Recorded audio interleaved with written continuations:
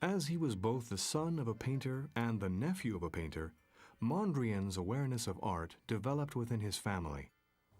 He was born on March 7, 1872, into a strictly Calvinist Dutch family, and was soon followed by 4 younger brothers and a sister. Since his father, Pieter Cornelius Mondrian, was principal at the Christian Reformist School at Amersfoort and qualified to teach drawing, the young Piet Mondrian grew up surrounded not only by his father's drawings and prints, but also by religious devotion and a commitment to teaching. The family moved to Winterswijk in 1880, when Piet's father was appointed headmaster of a primary school there. Mondrian's first commitment was to become a drawing teacher. He was awarded a diploma qualifying him for elementary school teaching in 1889 and a further diploma for secondary school teaching in 1892. He appeared to be following his father's footsteps, yet he never became a teacher. By the age of 20, his intentions were clear. He left Winterswijk for the Academy of Fine Art in Amsterdam with a firm commitment to painting. If his father initiated Mondrian's commitment to art, it was his uncle, Fritz Mondrian, 1853 to 1932, who really involved him in painting. In the 1890s, uncle and nephew frequently painted and drew together in the landscape, producing oil sketches along the River Gein, a theme to which the young Mondrian was to return many times. Fritz Mondrian gave Piet his first glimpses of wider horizon and provided him with a direct link with the Hague School, which, in the later 19th century, blended French and Dutch techniques into a powerful force in Holland. After 3 years' full-time study at the Amsterdam Royal Academy, Mondrian continued to attend evening classes while trying to relieve his financial needs by copying paintings. Mondrian was a man of great simplicity. He had no wife, no children to enrich and complicate the simplicity of his daily life, to impose comfort upon him, or to upset the stillness of the studio where he lived and found real measure of his world. As his career developed from Dutch landscape painter to artist of international influence upon art and design, Mondrian cultivated the simplicity of his studio life with a growing severity and concentration. Mondrian was an aesthetic of a rare kind. He deliberately reduced his means to the minimum. It gave him immense concentration and increasing influence. This enigmatic and impressive man was a philosopher who painted and a painter given to philosophical thought. His goal was to discern an underlying structure in the world and to indicate this, as a mathematician might, by means of the fewest, clearest elements available, removing all clutter, paring away everything inessential to reveal the barest, most economical solution. What Mondrian makes in paintings is movement in stillness, an energy which the viewer can witness in action. They are both sensual and intellectual, personal and impersonal. By the end of his life, he was an artist of international reputation, but his first one-man show preceded his death by only 2 years. Self-Portrait, 1900. While this is a directly observed study by the young Mondrian and contains no symbolic images, it achieves an icon-like intensity by its central and symmetrical placing of the head. All that is unnecessary or superfluous is edited out, and the artist has presented an image of himself that is intense, alert, intellectual, and in the power of the eyes reflected in his mirror, hypnotic. His head is strictly vertical, and the eyes, with their dark brows, form a firm horizontal line, which Mondrian was careful to reiterate in the line of his shirt collar.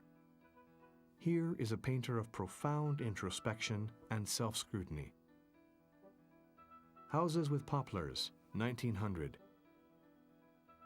Still life with plaster bust, 1900. This is an intricate and studied composition in which he took care to fix precisely the position of the objects and planes within the painting. The background wall, parallel to the picture plane, is dominated by the concentric circles of the reflective bowl, fixing the precise focal point of its center level with the head of the plaster bust, which precedes the firm, vertical emphasis at left. The level surface of the tabletop which supports the bust is embellished with a sprig of flowers that also indicates the shallow recession of the picture space. Mathematical in the precision of its arrangement, this still life positions every surface and object in space by a strict control of shapes and lines across the flat canvas. Nothing is left to chance. This is a tour de force of controlled technique, manipulating the shape and texture of objects into a composition of monumental rigidity. View of farmhouse, 1898-1900. Farm with line of washing, 1900. A sharp, receding perspective gives depth and volume to the farm buildings. By contrast, the line of washing, placed across the canvas, creates a compositional theme with variations which rhythmically articulates the surface of the painting like a flat screen across the illusion of depth. House on the River Gain, 1900. The house, inscribed 1741 in large figures across its wide, low gable end, is viewed from across the river, so that its reflection is clearly visible in the water which fills the lower half of the canvas. By viewing the house frontally, the artist ensured that the broad triangle of its end wall is complemented by its inverted reflection to establish a square shape balanced upon its point. This device, which Mondrian was to use periodically throughout his career, forces a contrast between the flat geometry of this composition and the air and light which evoke the space of recession in his painting. Standing upon the earth of the riverbank, the house sits firmly within the air and light of the countryside. In its reflection, its triangular shape shimmers in the water. The riverbank, which divides the air from the water, also divides the canvas. In the Dutch landscape, the human dwelling was established precariously between air and water. The farm needed both elements, and the human dwelling, starkly geometric among the rounded forms of trees, was the means to control and use the forces of nature. Windmill by the Water, 1900-1904. The image of the windmill more overtly signified man's precarious control of natural forces. In this painting, Mondrian repeated the device of the triangular shape reflected in water, although here it is empty space defined by the edge of the windmill's sail and the struts attached to the mill. Again, the square shape, which Mondrian later inaccurately called the lozenge, dominates the composition, linking in its upper half the air which turns the windmill's sails to the watery reflection below. The massive mill raises its bulk upon a slender surface of earth that divides the painting horizontally. The fence and its reflection emphasize this. He is composing this painting with elaborate care and finding in the geometry of his composition a means to show the poise with which the mill articulates those natural forces of air and water that define its shape and purpose. The Factory, 1900. He built this composition upon similar lines of geometry, contrasting the tall factory chimneys, which continue down through their reflections to the bottom edge of the painting, against the dominant horizontal of his canvas. Within this simple, flat division of the canvas, the rising mass of the factory is reflected in the water to form a compressed lozenge shape. What inhabits the air above inhabits the water below. Between air and water, the bulk of the factory exemplifies human activity perched upon a shallow plateau of earth. Landscape 1902-03. A vigorously worked landscape, dominated by an immense and luminous sky, reduces interruptions on the horizon to a few small marks, while the features of the flat land recede rapidly towards it, so that the broad foreground handling falls away to little more than a line at the horizon. In the sky, the swirling clouds reduce with equal rapidity to narrow bands of light and shade. The swirl of clouds provides a focus of attention in a limitless space, which radiates upwards, outwards, and forwards. In this painting, it is the sky which is the source of energy. It is the source of light, and the swirling forms of clouds, themselves a confusion of air and water, dwarf the features of the landscape below. Landscape by the Moonlight, 1902-03. This, a possible pair to the previous painting, is similarly dominated by the light and movement of clouds and air, now lit by a pale and evocative moon above a landscape of trees and flat fields. Movement is suggested by the handling of paint in both works, while the color and tonality define the light. These paintings contrast the light of the sun and the reflected light of the moon. Tree on the Calfee, 1901-1902. In Tree on the Calfee, the river recedes languidly to a vanishing point above the center of the painting. The horizon is high, and in the foreground, a single stark and leafless tree links the lower and upper edges of the canvas. Mondrian's viewpoint is central, and he chose this position with care, so that the river seems to expand across the bottom of his painting. Tree on the Calfee, 1901-1902. In this related squarer painting, two trees dominate the foreground and the river curves away to the right. Both paintings flatten the picture space by giving distinct shape and clear edges to trees, riverbanks, and water. The middle distance is defined by a small footbridge in one and by the curving riverbank in the other. There are in effect two subjects, trees and river. Trees by the River Gyn, 1898. The device of a screen of trees was being used by Mondrian perhaps as early as 1898, while painting on the River Gyn. The uprights are extended in reflections dividing the horizon into a series of rhythmic intervals. There is no loss of atmosphere or description, yet the forceful pattern of trees and their echoed reflections emphatically divide the canvas. Linear perspective is minimized and surface pattern predominates. The White Cow, 1903. This uses the screening device of trees without reflections, and the horizon is now replaced by a fence to stress the horizontal. The trees and the fence frame a painting within a painting, focusing attention upon the cows as a view through the screen. The only residual hint of perspective here is provided by imaginary lines from the lower corners of the canvas through to the central motif of animals. The trees are in leaf, spraying across the upper canvas to form a dark band corresponding to the dark foreground below. The Amstel, 1903. The mass of trees spreads up from the horizontal riverbank. This is not incidental detail, but the dominant shape within the painting, to which everything is related. It fixes the focus of the painting at the left of center, while the light seen through the trees further right provides an empty counterpoint to this solid mass.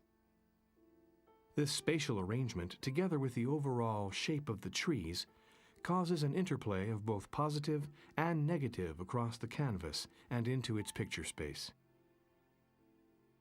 Trees along the Gyn, 1902-03.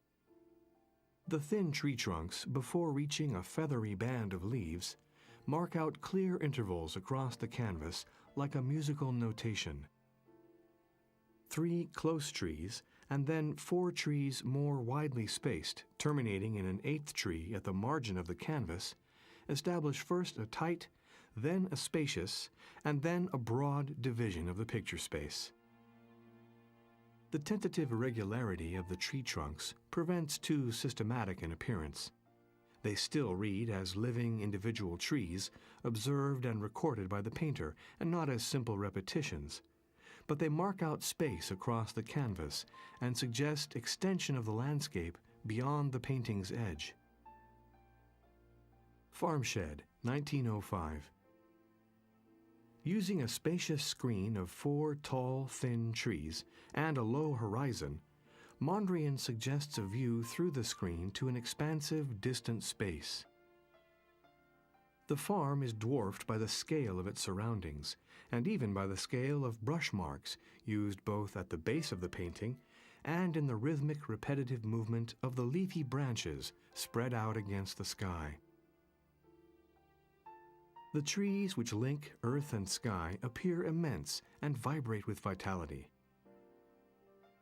Placed almost symmetrically, they enclose 3 sections of the distant landscape, and because of their symmetry, the central section dominates, implying the vanishing point of single-point perspective. This is emphasized further by the trees at the edges of the painting, which were outwards, as if the central expanse of light and space were pushing them apart. At the Lappenbrink, Winterswijk, 1904. Farm at Nisselrode, 1904. Seen frontally and at close quarters, the doors and walls of the barns form loose rectangles across the painting, subdivided by small openings and boards parallel to the picture plane, making small containers of visual incidents and variations. Geometry underpinned a wealth of detailed description in which every brick found its place. Mondrian employs diagonals for gable ends, but no clear vanishing point. This is achieved by avoiding any 3/4 views of objects, requiring their side elevations to recede from the viewer, and by keeping the foreground free of perspective lines. A flatter articulation of the picture plane results. Farm on a Canal, 1903-06. The familiar motif of a reflection of farm wall, door, and window in the lower part of the painting was used. This visual repetition stresses further the flat surface of the painting by causing the eye to move across the canvas to recognize the repeated shapes. In this way, the dominant horizontal lines of the water's edge and the line of the roof gutting are crossed by the vertical lines which carry through visually from both window and door to the reflections below them. The French Mill on the River Gyn, 1905-07. Woman with a child in front of a farm, 1904-05. A simple human subject is placed against a facade. In each case, the figure is fixed against the line of a building, the wall of which is firmly parallel to the picture plane, and is itself presented as a rectangle, with smaller rectangles of doors and windows within it. While Mondrian appears to address conventions of 17th century Dutch painting, he also adjusts them by minimizing recession to produce a shallower picture space in which only the overlapping figures against a background implies depth in the painting. Mill at Evening, 1905. The watery foreground reflects the mill, and the strip of land is suspended across the broad canvas between the light of the sky and its reflection in the water. As it expands laterally off the canvas, it evokes the calm stillness of evening over the wide fields, an emphasis interrupted only by the stark bulk of the mill's silhouette, which Mondrian has painted in strict symmetry, the strut of its sails in line with the axis of the mill, so that its other sails are balanced and level. These crossing struts reflect both the horizon itself and the edges of the canvas in a succinct and harmonious contrast of flat landscape and the upright construction of man within it. Horizontal is identified with the expanse of nature, and vertical with human construction. Mill on the Gyn by Moonlight, 1906-07. In this painting, the horizon is sharp and clear, and in separating out the lower struts of the mill's mechanism, the artist has suggested a downward-pointing triangle, like a smaller reflection of the large triangle defined by the limits of the windmill's sails. As both are symmetrical around the axis of the mill, the emergent lozenge shape suggests both descent and ascent. The Mill, 1905-06. Summer Night, 1906-07. Dying Sunflower, 1907-08.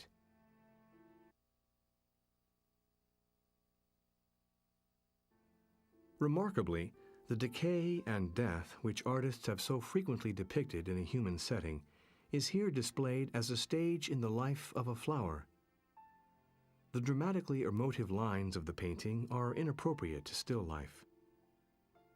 As an image of the material decay and collapse of a living plant, it has the expressive power of a portrait. Dying Chrysanthemum, 1908. This slightly larger painting signals a further examination of the decay of a radiant flower. As these living creatures succumb to dissolution, they collapse from vigorous upward growth towards the earth and rebirth.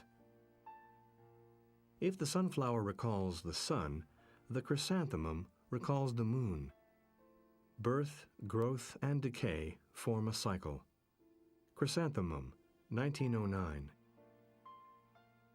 Devotion, 1908, was the title given by Mondrian to a contemporary profile portrait of a young girl. With her head raised, she stares upwards beyond the hovering image of a chrysanthemum in full bloom. Red and blue dominate the painting. Passion Flower, 1908. Passion Flower is a strictly edited and symmetrical composition. As a result, any variety and change in the painting occurs only up and down the central axis in a rhythmic sequence which emphasizes the upward movement of the raised and introspective face. On the Shore, 1907-09. The centrally placed clouds rising above the sea in On the Shore repeat the motif of an ascending triangular mass, but transferred to the shifting atmosphere of expansive seascape. On the seashore depicted here, the forces of nature are engaged in a constantly shifting balance of land against sea, of water in the landscape and water in the dramatic cloud shapes of the air, by daylight, at evening, and by moonlight. Landscape by Moonlight, 1907-08. The Old Watermill at Oel with Moon, 1907. Moon Landscape, 1907. Trees Reflected in the River Gyn, 1905. Sheepfold in the Evening, 1906. Trees by the Gyn in the Moonlight, 1907-08. The tree was a living creature, balancing the energies of air, light, water, and earth, in the midst of which it grew, flourished, and declined. Here, the gray-green trees are seen against the light of the red sky and yellow moon. The handling of their foliage retains the movement of the gestures which made these marks, adding an intense vitality to the image. Red replaces the dominant green of the earlier treatment, and the focal point, seen through the screen of trees, is now the moon set in a red sky. Farm with Cattle and Willows, 1904. Farm at Duivendrecht, 1906. Farm at Duivendrecht, 1907. The gaunt, irregular, and leafless branches silhouetted against the sky have become rhythmic curving forms.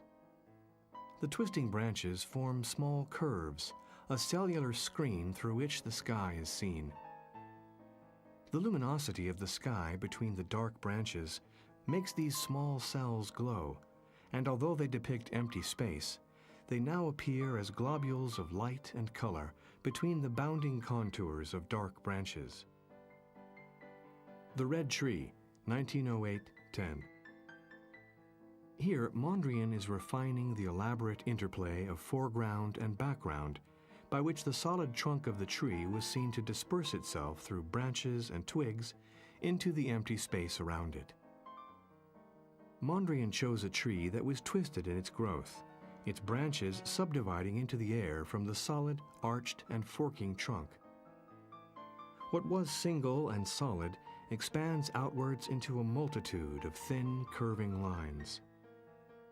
Among those branches, the empty space of the surrounding air is resolved into a cellular structure. Mill in Sunlight, 1908. Mondrian adopts the pointillist techniques of evoking light, but the mill itself remains the single, massive, dominant image. There is little attempt to evoke a single, coherent light. The primary colors, each with its unique qualities and associations, are revealed as the elements which create all the diversity of observed color. Seascape at Sunset, 1909. Both shore and sea extend off the sides of the canvas. The only movement lay in the encroaching water and resisting shore. Nothing human is visible to make this conjunction of land, sea, and sky specific in time and space. In this sense, the theme is eternal. Beach at Domburg, 1909. The smooth expanse of sea is contrasted against the scattered brushstrokes of the beach, whilst the sky is a mass of regular marks forming a wall of color. Sea at Sunset, 1909. The downward expansion of reflected light from the sun implies a high central focus, which acts like a vanishing point to evoke the enormous space of the sky and sea. Dune 1, 1909. The sand dune, shaped by wind and sea, rises up gently. The dunes, barriers to the ocean's encroachment, act like foreground mountains in a shifting landscape, ceaselessly adjusted by opposing natural forces. Dune 2, 1909. Mondrian's pointillist brushwork, as well as describing light and color, emphasizes the slowly rising curve of the dunes, echoed by the curve of the water that encircles and undermines them. Dune 3, 1909. Dune 6, 1910. The ascending triangle of the dune finds its counterpart in the descending slow curve of the foreground. The shore erects its monumental mass against the sea. Landscape with Dunes, 1910. Observing the sea and shore, Mondrian sought its rhythms, which in this painting are the water's movements recorded in the sand. The Lighthouse at West Capelle, 1909-10. This painting is related in theme to the seascapes. Projecting to enormous height from the low horizon, it is part of the battle of sea and land, of nature and man, its light providing guidance and protection for the seafarer. The sequence of window openings on two sides rise like the hieroglyphics on an obelisk to the pointed roofline, which makes the lantern almost invisible. The Church at Domburg, 1910. The Mill at Domburg, the Red Mill, 1910. The mill looms up against the sky, its base fixed in the earth and its sails articulating the movements of air, a man-made link between sky and earth. The mill, painted with uncompromising frontality and symmetry, is pierced by a pointed window, acting as an arrow to the chevron shape dramatically reinforced by the lower sails that dominate the upper canvas. Evolution, 1910-11. At left, a woman raises her face in meditation. At right, her inner experience is indicated by geometric colored forms appearing like an aura beside her. In the larger central panel, she is transformed into a spiritual being, as her enormous eyes open upon mystical enlightenment. Spiritual aspiration is associated with a simplified human form, which in the side panels incorporates the rising triangular chevron shape in shoulders, chin, mouth, and slant of eyes. Still Life with Ginger Jar 1, 1911-12. Still Life with Ginger Jar 2, 1912. The round jar remains central, and the foreground fold is preserved.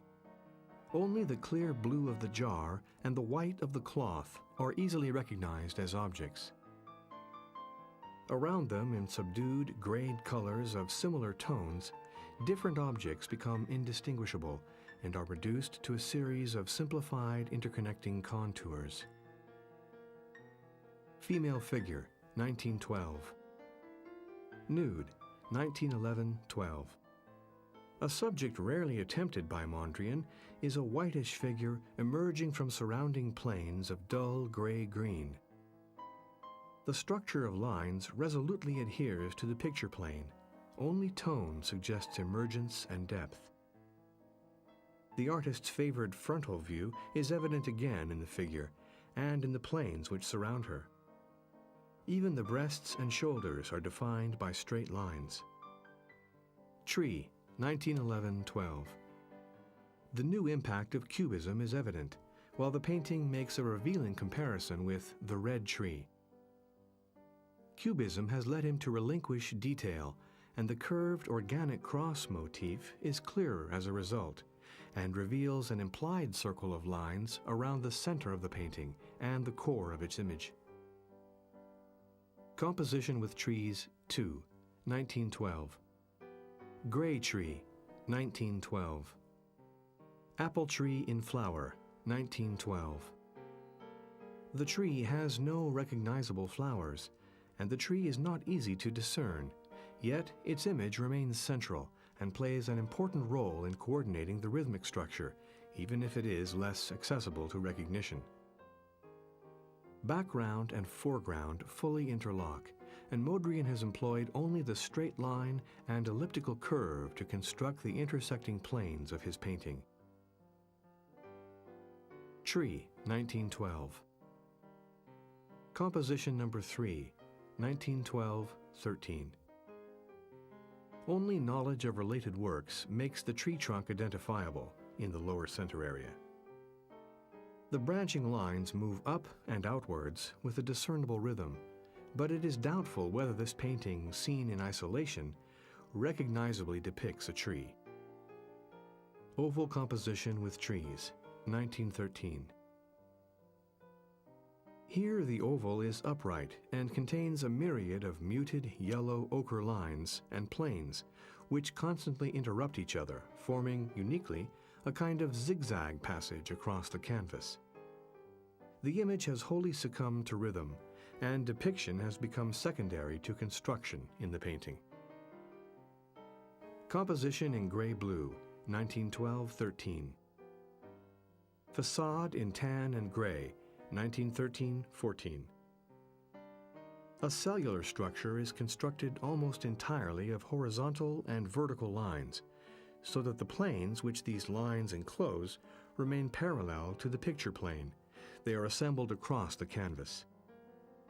Within this otherwise homogeneous framework, two diagonals and a few horizontal elliptical curves appear. Larger planes dominate the lower half of the painting, while the horizontal lines flank the center, and the smaller planes occupy the upper space. Composition number 14, 1913. A painting with a cellular structure assembling small flat planes into a gently oval format. Just as the tree motif, a natural form was reduced to an essential rhythmic structure from which all specific detailed description has vanished. Composition number 9, Blue Facade, 1913-14. Composition in blue and pink.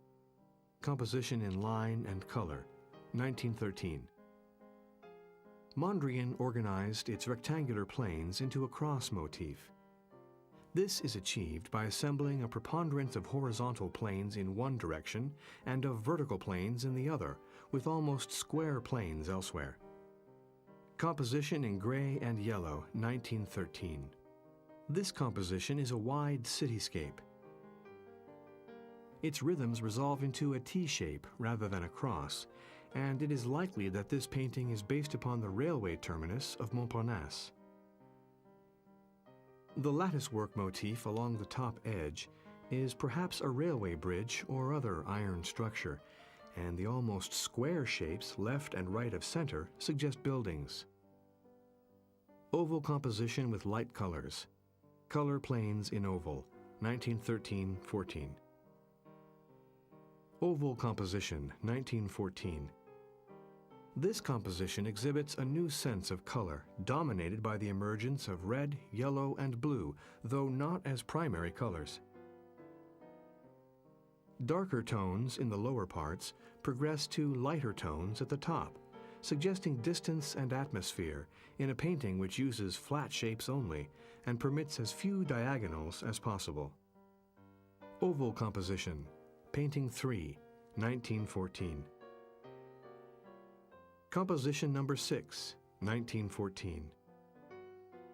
Pier and Ocean, 1914. This has a characteristic unique in Mondrian's work. It is symmetrical around its central vertical axis, a literal example of balance.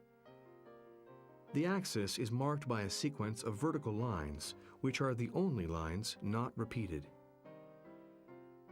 Pier and Ocean, composition number 10, 1915. This image is not symmetrical, and none of the lines form closed rectangles or squares. The white space is continuous throughout the painting, and is without color, without curves, without diagonal lines, without solid imagery, an insubstantial, restless, glittering record of the ocean's movement. Composition with lines. Composition in black and white, 1917. Composition with colors, A.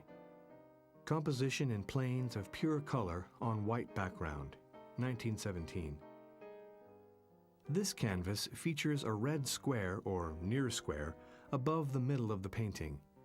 It is the largest rectangle, and its central position makes it visually static. The two longest black lines are associated with this red triangle. Around it hover other rectangles of red, blue, and yellow, appearing to reach out into the surrounding space of white from this focus. Composition with colors, B, 1917. This composition shares all of the qualities of composition with colors A, but the black lines are fewer. Mill at Evening, 1916.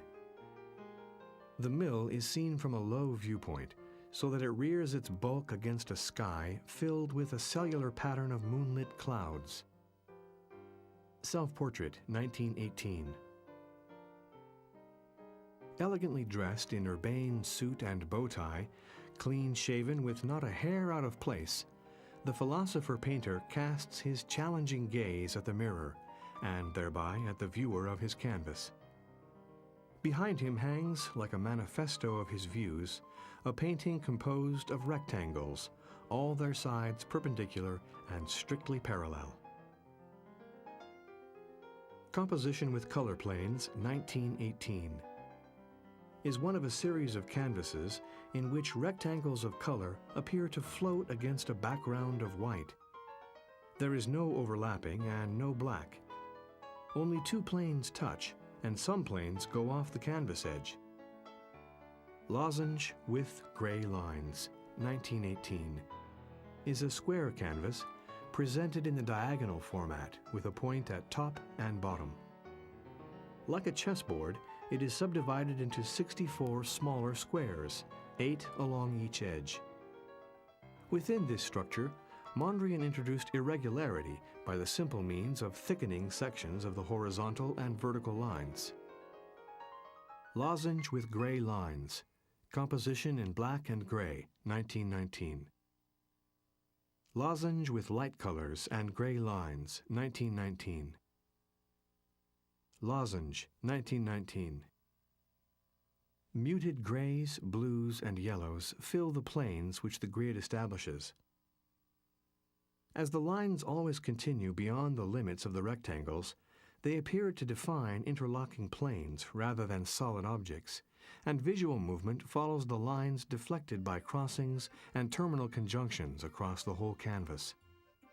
The underlying geometric grid means that all of these planes and lines are interrelated proportionately to each other as multiples in length or area of the small square unit. Composition with light colors and gray lines, 1919. Checkerboard with light colors, 1919. The rectangles are all of the same proportion as the whole. Only color provides irregular structure within this. Mondrian's mathematics were still mystical, and the movement relied upon proportion as well as the kinetics of color and position.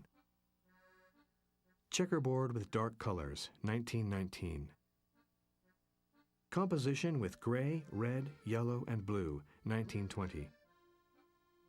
Composition with red, blue, black, and yellow-green, Composition C, 1920. Composition with red, yellow, blue, and black, 1921. This painting has narrow marginal planes, while the great red square dominates the remaining area, which itself approximates to a square, although this is interrupted at the lower left. The red square also forms a strong diagonal, as its right and lower lines cross over to form a smaller square, or near square, itself divided horizontally. A pair of identical rectangles above this restore the vertical theme, and a similar arrangement occurs to the left. The lines, colors, and their proportions all suggest movement within the limited space of the canvas. Composition with red, yellow, and blue, 1921. Here, yellow escapes only to the right, so that this vertical plane would be horizontal in extension. Black, gray, red, and yellow frame a cluster of ambiguous white planes, which may be interpreted as a single white plane that flows continuously beneath black lines. Blue alone, the spiritual color, is bounded by a square. Each color holds its own position in the grid, but moves in or out of the canvas visually. Lozenge, 1921. Lozenge employs 4 horizontal and 3 vertical lines, but only one fully enclosed plane. The other 10 planes extend off the canvas, implying conjunctions of lines beyond the edge of the painting. This imaginary closing of a plane is only possible in the lozenge format. Composition with gray and black, painting number 2, 1925. There are essentially only 3 lines, all cutting across the full width of the canvas. Only the brief edge to the lowest planes, lower left, is added, and all planes expand off the canvas. No plane is fully defined on all 4 sides. Composition with blue and yellow, Composition 1, 1925. This painting has only 3 lines and 2 areas of color. None of the planes which this creates is bound on all sides, and consequently all the planes, whether white, blue, or yellow, appear to expand off the canvas to infinity, and the crossing of the lines takes precedence over the limiting of the planes. The largest plane is different in kind, since it is bounded upon 3 sides, or so Mondrian implies, for in fact he shows only one crossing point in this painting. The other is implied as occurring just off the canvas. Composition with black and blue, 1926. This is a lozenge with only 2 lines. The cross, symmetrical of the colored blue triangle, is seen as the base of the painting, but the artist has presented the image in the lozenge format. Composition in black and white, painting 1, 1926. Composition with red, yellow, and blue, 1927, indicates a new attitude and a gradual return to complexity, playing off the balance of the dominant cross format and the presented square format. There are also thicker short lines and slenderer long lines. Composition with red, yellow, and blue. The bounded area remains white, while all other planes are red, yellow, blue, gray, or black. Red dominates as blue and yellow are reduced. Composition, 1929. Foxtrot, 1929. Composition in a square, 1929. This has no bounded planes, but the square is again present as the dominant plane, now extending off to the right and below. The large plane still approaches square, but does not correspond to a colored plane diagonally opposite, and is bounded at the upper left by color, terminating in a thick horizontal line along its lower edge. Composition, 1929. Composition with yellow, 1930. Composition 2 with black lines, 1930. Mondrian omits color altogether and presents only 3 lines. There is only one crossing and a stopped line which emphasizes the edge of the large plane. His device of enclosing the middle right plane on 3 sides gives it a degree of positive force as it abuts the large plane, further throwing this area into clarity of resolution. Foxtrot A, 1930. Composition with 2 lines, 1931. This lozenge is the artist at his most minimal. 1 vertical crosses 1 horizontal near the canvas edge. Mondrian could not reduce these means any further, but even here there is interaction and complexity. He has represented the interplay of symmetry and asymmetry, in which a near symmetrical structure is tipped into the lozenge format so that its lines are vertical and horizontal. Composition with red, yellow, and blue, 1932. Composition with blue and yellow, 1931. Its clear, restricted purity of color and its dominant whites are an inexhaustible means of embodying balance. All is open, and relationships are reduced to their utmost clarity. 3 lines and 2 colors were all that Mondrian needed. Composition C with red and gray, 1932. Composition with yellow lines, 1933. This painting is innovative in 2 ways at least. The lines are yellow, and they do not touch anywhere on the canvas. By extension, they meet off the canvas to form a rectangle which is only approximately square. The lines are broad and of varying widths and lengths. Each yellow band cuts off an equilateral triangle and still appears as the edge of a plane. The white central space appears to expand, positively pushing the bands outwards. Conversely, the bands press inwards to enclose the triangle. Composition with gray-red, 1935. It redefined the perpendicular in double lines that form a small white square at the core of the painting, from which the narrow corridors of white stream rapidly away, becoming lines themselves and scarcely planes at all. The structure was rapidly enriched, with increasing complexity of relationships and rhythm accompanying every additional line. The enclosed plane, by contrast, appears static, particularly as it is anchored by a red band which almost forms a line in itself. Composition with red and black. Composition in white, black, and red, 1936.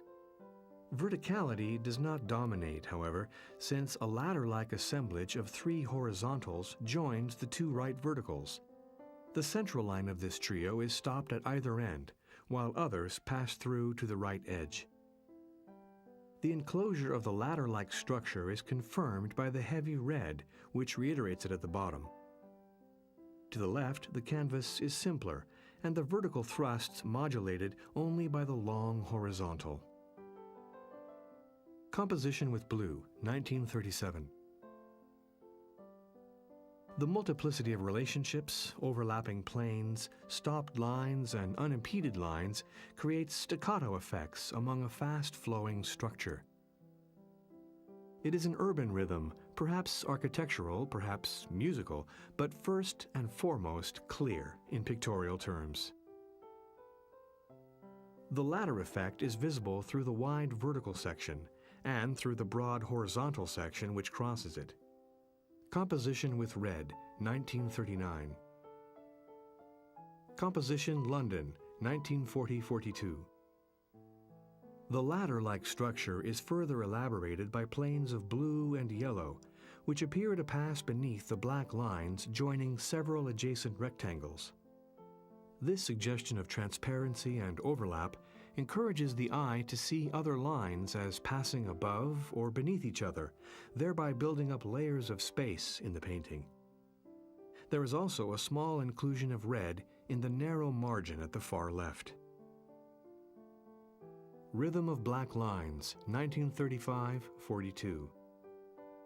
Composition 2 with blue, 1936-42. Evident at each crossing and all of its alternatives, the conjunction is evident too in the larger cross that all of these long lines create en masse. The individual part and the whole structure reflect the same pervasive principle. Only the variations employing short horizontals, in the lower right, disturb this, and by the inclusion of the blue, assert enough visual presence to balance the force of so many crossing lines. Composition with red, yellow, and blue, 1937. Composition in black, white, and red, painting number 9, 1939-42. This elegant canvas sums up in a single work many of Mondrian's last compositional innovations. The three long vertical and horizontal lines elaborate the double line effect. The ladder-like construction reappears, contrasted to an emptier vertical series of planes to the left, and finally, the small inserted blocks of his New York phase serve to link smaller groupings of lines. Place de la Concorde, 1938-43. Lines group to either side to vacate the central space. In addition to this framework with its broad open space above the center, Mondrian has added strips of color which suggest the underpassing and overpassing of white planes and abut the central area from below. This peripheral traffic of colors isolates the calm simplicity of the broad central areas. Trafalgar Square, 1939-43.